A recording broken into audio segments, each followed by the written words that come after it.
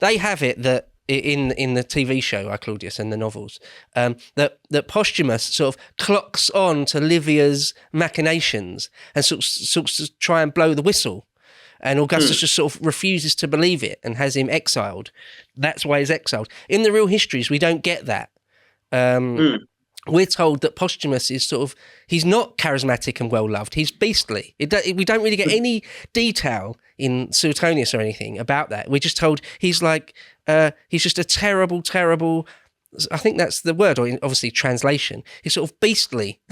And he's got a terrible character and cannot be trusted with any real power or anything like that. Augustus doesn't want him anywhere near the cockpit of power.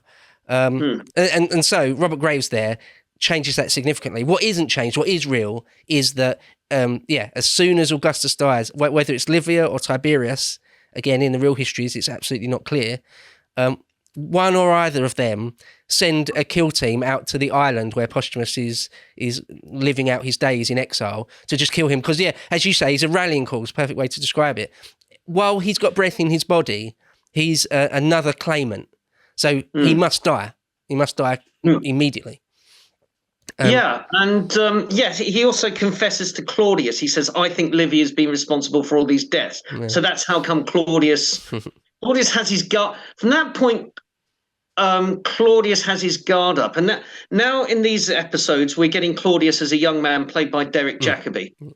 And did you know Derek Jacobi was actually third choice for the role? I did not know that. Okay, you're going to be flabbergasted as you hear the first two actors that were considered. The first actor considered was Charlton Heston. I know. So Charlton Heston, in 1970, he did a version of Antony and Cleopatra. He starred as Mark Antony. And he's very good in it. And at that time, as I said, we have to link I, Claudius, the production, in with what was going on in British television at that time. So in 1972, the BBC do a TV drama of Colditz, POW drama. And they managed to get not just David McCallum, who was doing British actor but working in Hollywood on The Man from U.N.C.L.E. Man from U.N.C.L.E. had finished. He's looking for his next project. So they bring David McCallum to be the star of Colditz. But they also bring in Robert Wagner, big Hollywood star, to be in Colditz. So by, 3-4 years on, the BBC think they can get anybody they want in the world for the role. So they think of Charlton Heston, and Heston doesn't want to do it because it's 6 months. Also, he has to commit to 6 months. And could Charlton Heston do a British accent? He surely wouldn't play Claudius with an American accent, would he? No, he would do it. Charlton Heston never had that strong, like him and Gregory Peck never really had very broad American accents. So I think Heston in, Antony and Cleopatra just tones it down. He flattens it a bit. So he would have played it that way. Okay. But Heston didn't want to give up 6 months to do the project. And then the second choice was Ronnie Barker. So had Ronnie Barker done any serious acting? I don't know. I think he had the whole point of that they wanted.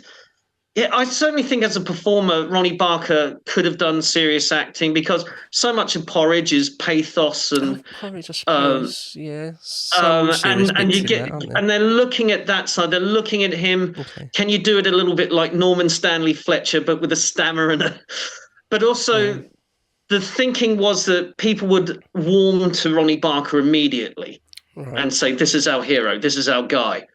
But Barker was too busy with Porridge, and he thought he said, they'll take one look at me in this prestigious production, everybody will start laughing. He said, that's not what you need. So Jacobi was the rising star of the RSC, and he'd just done the film The Odessa File as well, so that gave him a kind of screen presence. And Jacobi just works so well on screen because he's got those big innocent blue eyes. He has this innocent, gormless look in the early episodes. And so we get back to the series. So Posthumous is now, the actors are now interacting with Jacobi and the early Jacobi, he's this bookish nerd, but he's not worldly wise and he's bullied. And Posthumous is again like Herod Agrippa, sees the real Claudius, sees the real, an intelligent, thoughtful person, and he doesn't, and he takes Claudius into his confidence before he's assassinated. Yeah, and so there's sort of Herod Agrippa, Posthumous, and his own brother Germanicus are the only people that are really nice to us. And where Posthumous sort of tells Claudius that he thinks Livia is behind everything, and then Claudius tells Germanicus, and Germanicus doesn't believe him, because Germanicus by this point they're grown young but still grown men, and he's sort of started sort of winning wars out in Germany on the German frontiers. So if anyone is sort of high on Livia's kill list, it's probably going to be Germanicus. And so I suppose now we need to move on to the bit where Augustus dies, and that is a superb piece of television, isn't it? It is, and we have to get across to anybody who hasn't seen the show how compelling it is to watch a close-up of Brian Blessed's face for 5 minutes. How That's compelling what they do, that is. Sorry, yeah. Sorry. So continue. Blessed's on his deathbed. Augustus is on his deathbed, and so it's filmed top down and it's just, Blessed's face fills the screen, and you can hear Sian Phillips as Livia pacing up and down in the background, talking the most inane trivia,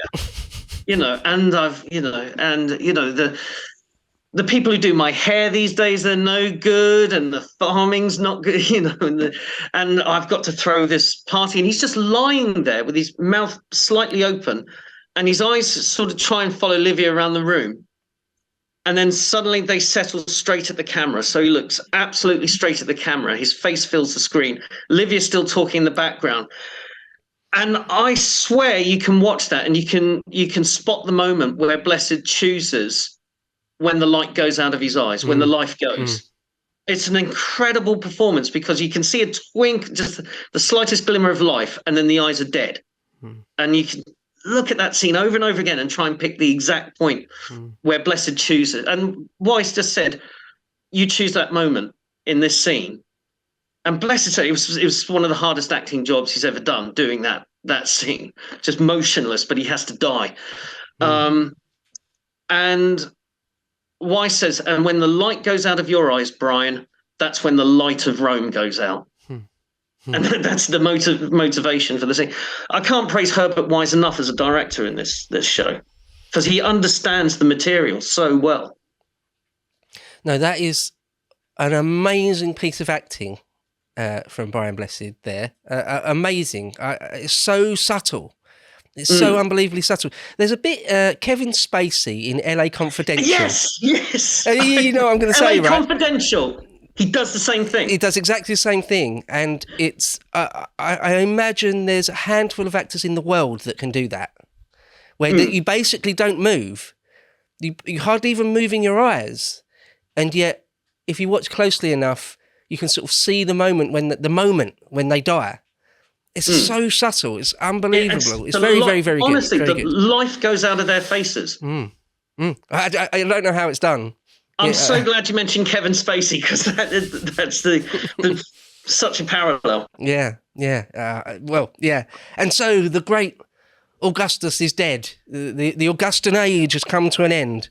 And we get the reign of Tiberius. There's episode 4, Poison His Queen, where there is some suggestion that even Livia poisoned him in the end. But then we get the reign of Tiberius, and pretty soon it becomes clear that he's sort of a sexual degenerate, mean, cruel, venal, all sorts of things. And so we see, for the first time, don't we? We see Patrick Stewart as Sejanus. With hair. With hair, yeah, Patrick Stewart with hair, right. And obviously it's long before Star Trek Next Generation, isn't it? But already he's a absolutely superb actor. I mean, really superb. Steals most scenes he's in. A couple of years before, the same production team did a drama, which forgotten about, I think it's called Clash of Eagles, but it's the run up to World War One, and it's about the prime ministers of all the countries of Europe before World War One, the monarchs, and Patrick Stewart plays Lenin. I've not seen that. No, I've not even heard of it, I don't think. It sounds great. What's it called again? I think it's called Clash of Eagles, but if you just look up Patrick Stewart's on IMDb, and the thing he does just before I Claudius, it's that. Right. But it's the same script writer. Right. And the same scriptwriter did the 72 Anthony Hopkins War and Peace. So his name's Jack Pullman. He just was top drawer scriptwriter. But this is also the part of the series where the violence just ramps it right up. And it's the next 2 episodes, I think, are quite shocking in what it depicts. Well, the reign of Tiberius is quite shocking. I mean, again, I must mention Robert Graves is very, very close to the real history with Tiberius. Very, very close. To watch the full video, please become a premium member at lotuseaters.com.